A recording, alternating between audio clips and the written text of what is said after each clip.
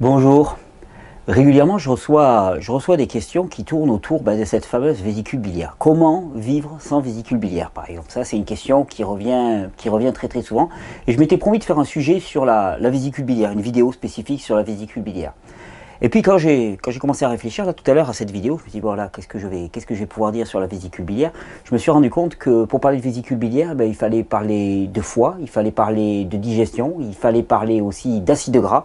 Et c'est un petit peu dans cette petite aventure que je vous entraîne pour comprendre le rôle de la vésicule biliaire, les conséquences qu'il peut y avoir à ne plus avoir de vésicule biliaire, et comment y répondre une fois que c'est enlevé, comment y répondre à peu près au mieux. Quand on parle du foie, quand on parle de la vésicule biliaire, on pense en eux particulièrement pour le rôle dans la digestion des graisses, ce qu'on appelle les graisses, les acides gras. Alors ce qu'il faut savoir, pour faire simple, on ne va pas faire en cours sur les graisses trop exhaustif, mais les graisses, il y a deux façons de les classer.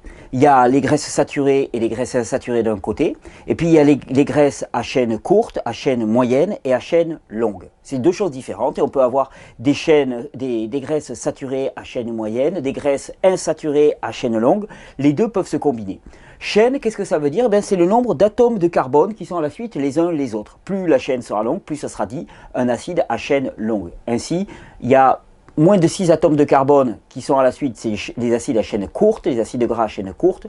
Entre 6 et 12 à peu près, c'est à chaîne moyenne. Et entre 12 et plus, ça peut monter très très haut. Ce sont les acides gras à chaîne longue, voire très longue. Pour vous donner une idée, les acides gras à chaîne courte, on les trouve surtout, ils sont formés dans l'intestin suite à la fermentation des fibres de cellulose par exemple et de certains sucres dans le tracus intestinal, et donc on est constamment fourni en acides gras sous forme simple qui ne demandent quasiment aucune digestion, qui sont assimilés instantanément. Ensuite, il y a les acides gras à chaîne moyenne. Alors, les acides gras à chaîne moyenne, il n'y en a pas trop dans notre alimentation. Globalement, les seuls qu'on peut voir, c'est la graisse de coco et la graisse de palme, qui sont saturées, mais à chaîne moyenne. Alors, chaîne moyenne, là aussi, et ça sera intéressant pour la suite, il faut savoir qu'il n'y a quasiment aucun processus digestif nécessaire. C'est-à-dire qu'il n'y a pas besoin de bile, il n'y a pas besoin de lipase et d'enzymes pancréatiques. La digestion se fait directement par diffusion au travers de la membrane intestinale et ne demande quasiment aucun enzyme. Ce sont des graisses qui vont être digérées extrêmement rapidement, ce qui fait qu'on les compare souvent à des sucres. C'est-à-dire qu'elles ont les mêmes caractéristiques en termes de digestion. On pourra aussi en conclure en termes de combinaison alimentaire, par exemple. Comme elles ne demandent quasiment pas de travail enzymatique, elles se marient très très bien avec les fruits, ce qui est plutôt une bonne nouvelle, parce que la coco avec les fruits, c'est absolument délicieux. Après, il y a les chaînes longues. Les chaînes longues, c'est à peu près tout le reste. Il y a des chaînes longues insaturées, comme les huiles d'olive, huile de chanvre, huile de colza, huile de tout ce que vous voulez. Et puis, il y a des chaînes longues saturées. Alors, insaturé et saturé, qu'est-ce que c'est? Insaturé, ça veut simplement dire que, il y a la possibilité encore de se lier à d'autres atomes, oxygène ou hydrogène. Alors que saturé, ça veut dire qu'il n'y a plus la possibilité de se lier à autre chose. Tout est bloqué. Les graisses saturées, elles sont globalement solides à température ambiante, alors que les insaturées, elles sont relativement liquides. Et les insaturées, elles peuvent se lier à n'importe quoi, ce qui va les rendre aussi extrêmement instables. Et c'est ce qui explique que des huiles puissent rancir.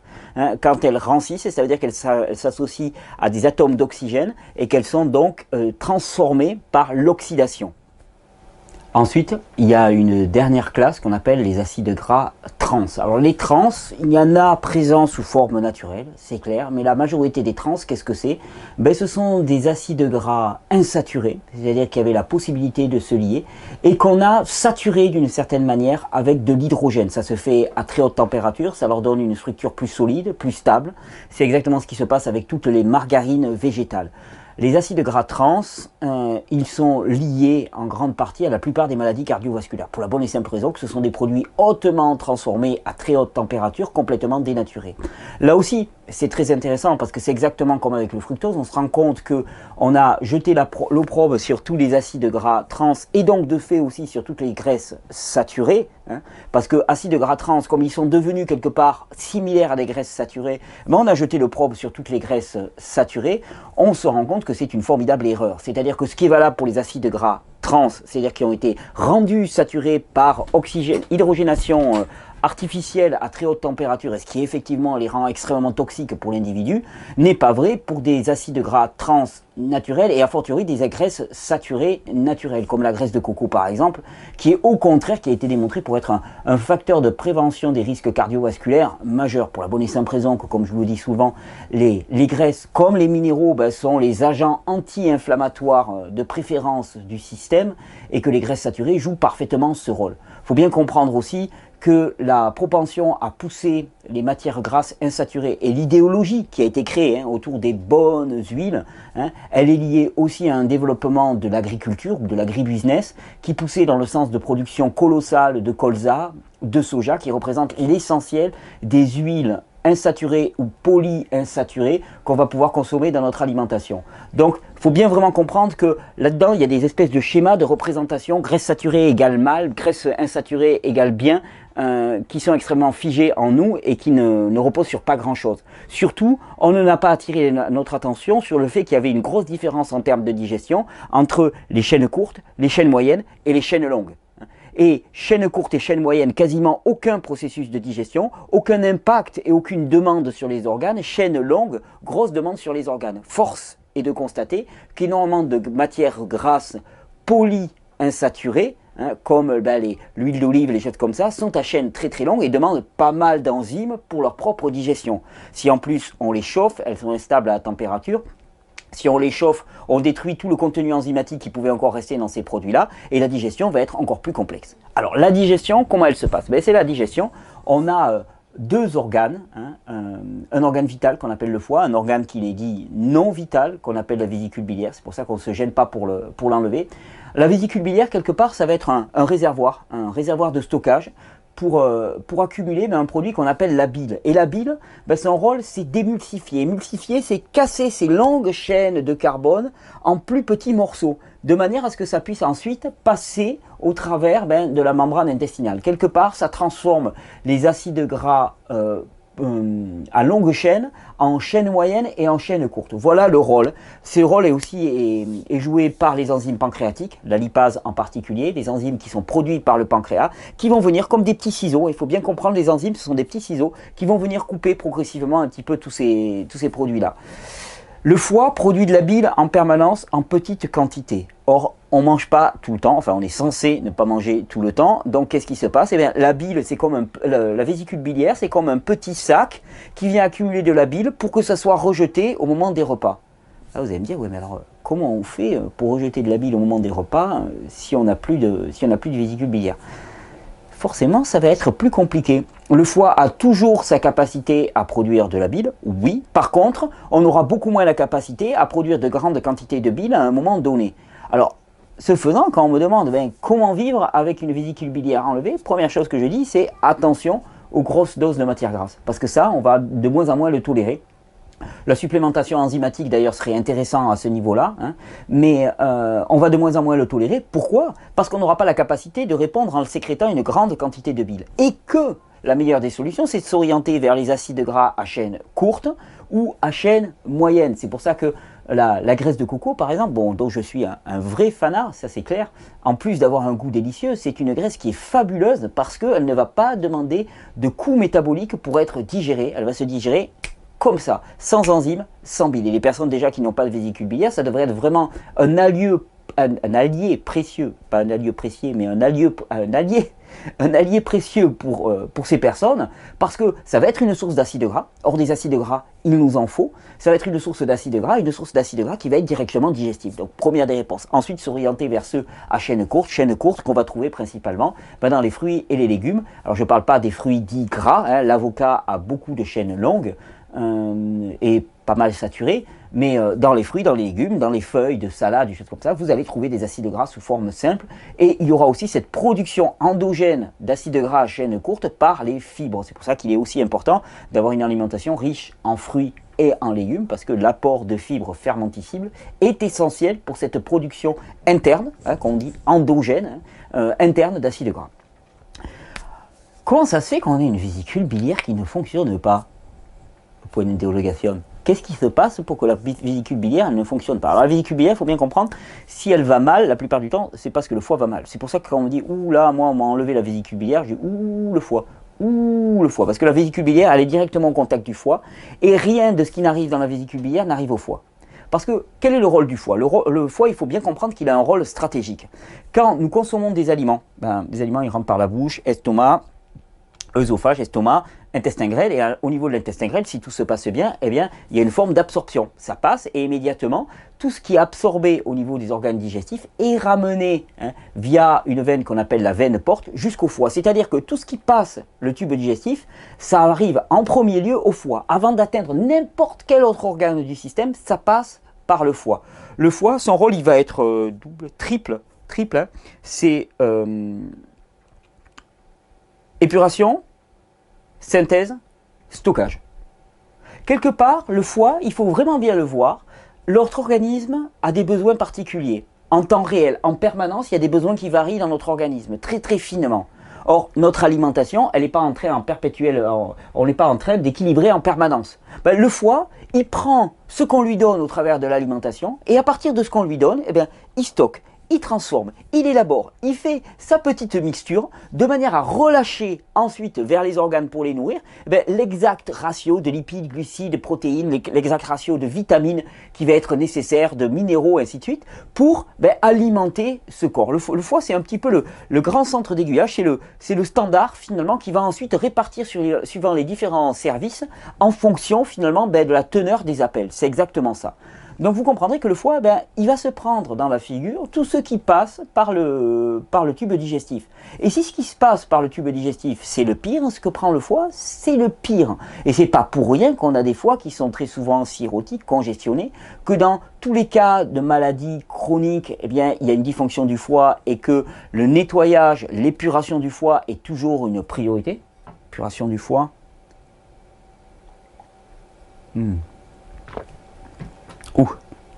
Avec du laiteron, là, je viens de rajouter du laiteron, plante amère, l'épuration du foie, plante amère, betterave, orange, là vous avez vraiment des plantes épuratrices, curcuma, fabuleux pour épurer le foie. Mais l'épuration du foie est une priorité parce qu'il n'y a pas de toxicité dans un organe, quel qu'il soit, s'il n'y a pas de toxicité au niveau du foie. Parce qu'il faut bien comprendre que les produits toxiques qui ont atteint le cœur, les reins, le pancréas ou la prostate, ils sont d'abord passés par le foie. Ils ont d'abord transité par le foie. Et donc il y a une grande chance qu'il y en ait une bonne proportion qui soit restée au niveau du foie. Donc le foie se congestionne petit à petit. Pourquoi? Parce que son rôle, c'est un rôle d'épurateur. Problème, c'est que le foie, son rôle d'épurateur, dans une voiture, vous avez un filtre à gazole. Vous mettez un carburant qui est grossier, on va dire, vous mettez du rouge là, vous tournez au mazout, vous mettez du rouge dans le réservoir, le filtre il va s'encrasser petit à petit, de temps en temps, vous démontez, hop, vous sortez le filtre à gazole et vous le changez. Le truc, c'est que le foie, on a rarement cette possibilité. Le foie, on démonte rarement le foie pour le changer. On n'a pas encore au stade où on va avoir des foies sur les linéaires pour changer son foie. Et donc finalement, c'est un organe qui joue à la fois le rôle d'épurateur et qui n'est pas un émonctoire, qui ne sort pas vers le milieu extérieur. Et donc il va devoir répartir tous les produits toxiques qu'il va collecter, qu'il va devoir les répartir et les envoyer vers les émonctoires, les intestins en particulier, les reins aussi, la peau aussi, c'est pour ça que souvent on dit, quand tu as une maladie de peau, c'est un problème au foie, c'est indirect, mais parce que quand il y a congestion au niveau de la peau, quand il y a congestion au niveau du cœur, quand il y a congestion au niveau des reins, il y a obligatoirement congestion au niveau du foie, parce que c'est lui le premier à avoir reçu. Et donc, le foie, on voit sa toxicité qui commence à augmenter. Et la vésicule biliaire qui est directement au contact du foie. Et c'est les mêmes cellules, c'est la même lymphe, c'est la même sang qui irrigue les deux. Et qu'est-ce qui se passe? Elle profite de cette toxicité. Et la toxicité de la vésicule commence à augmenter. Qui plus est, la vésicule, elle est vraiment mal partie parce qu'elle est coincée entre le foie, qui est le deuxième organe le plus toxique de notre organisme, et le côlon, qui est le premier organe le plus toxique de notre organisme. Elle est prise en sandwich entre les deux. Or pareil, quand il y a de la toxicité au niveau du côlon, c'est-à-dire que quand les matières s'accumulent, vous savez, dans ces petits plis, le côlon c'est une espèce d'énorme accordéon finalement d'une certaine manière, un énorme accordéon dans lequel finalement énormément de matière vient stagner, putréfier, fermenter dans les plis. Et ça, ça crée une endotoxicité, c'est-à-dire la création de matières toxiques à l'intérieur même du système. On n'a plus besoin d'avaler des produits toxiques, ça se produit directement à l'intérieur.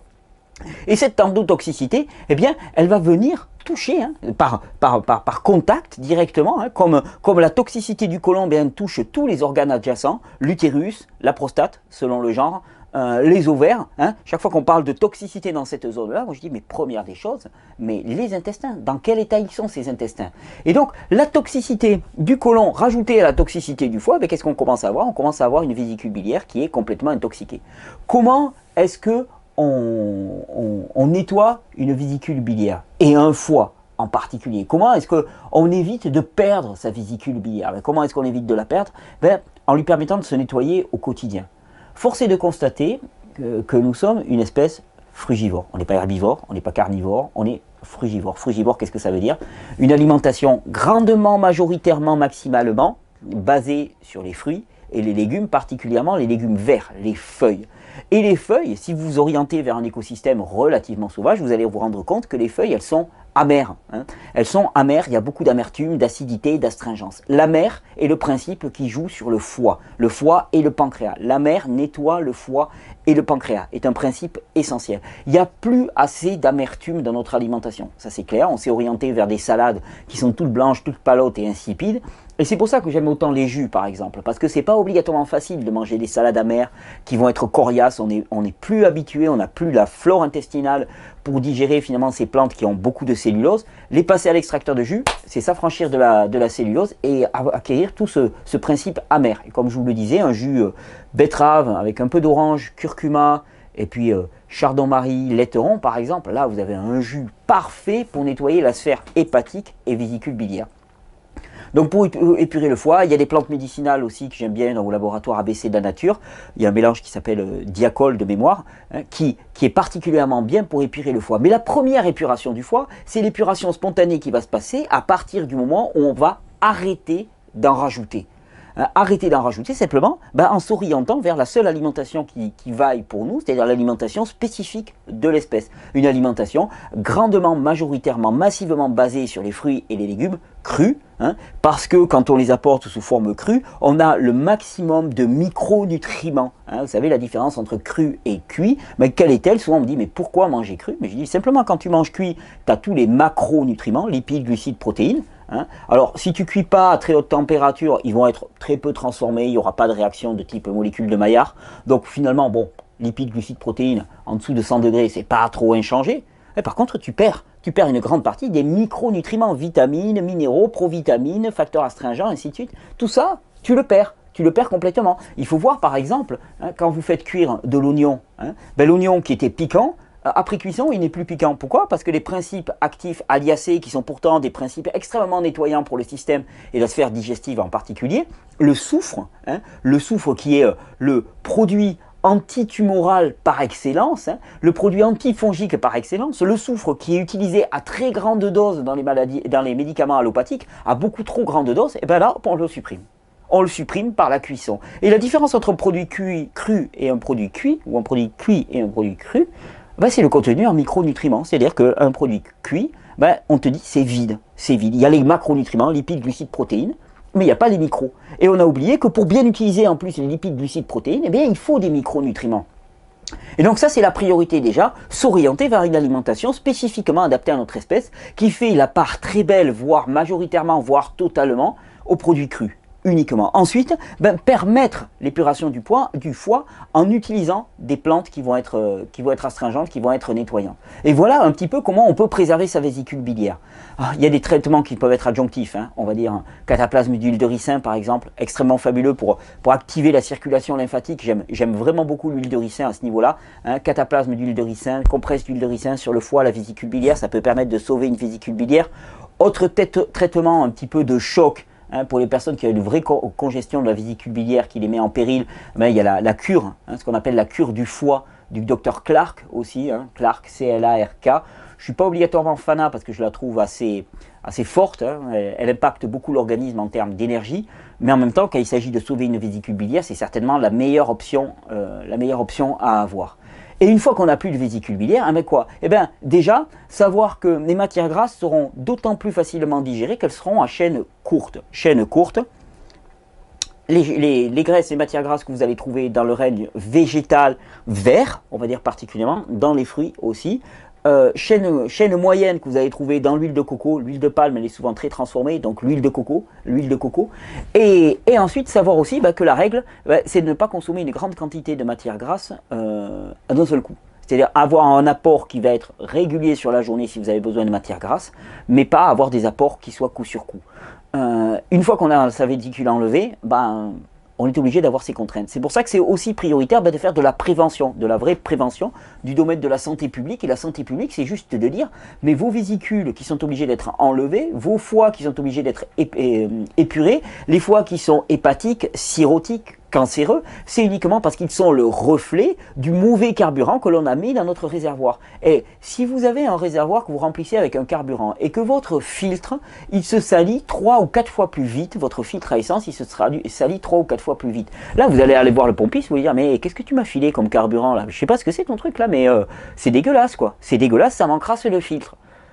C'est un peu ce qu'on devrait dire. C'est un peu ce qu'on devrait dire autour de nous. Et c'est dégueulasse que vous nous donnez à manger, parce que ça encrasse le filtre et c'est pas fait pour nous. Alors, dans le cadre de l'opération Sauvons les petites vésicules biliaires, c'est tout le système qu'il faut sauver.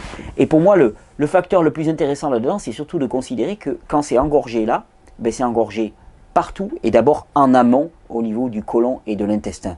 Quand c'est engorgé ailleurs dans le corps, c'est obligatoirement engorgé là et c'est obligatoirement engorgé là. Dans l'ordre de priorité, on a engorgement du côlon et de l'intestin grêle, qui à force d'inflammation, d'engorgement, de fermentation, de putréfaction, va créer un état d'hyperperméabilité, ce qui fait que la membrane intestinale va commencer à devenir poreuse, à laisser passer des tas de produits anormaux. Dans cet intestin aussi, eh bien la stagnation de déchets va amener à l'apparition d'une flore bactérienne pathogène pour répondre à ce surcroît de travail et à cette accumulation de déchets. Ces bactéries vont pouvoir elles aussi passer au travers de la membrane intestinale. Pourquoi? Parce qu'elles deviennent de plus en plus poreuses, c'est ce qu'on appelle la translocation bactérienne.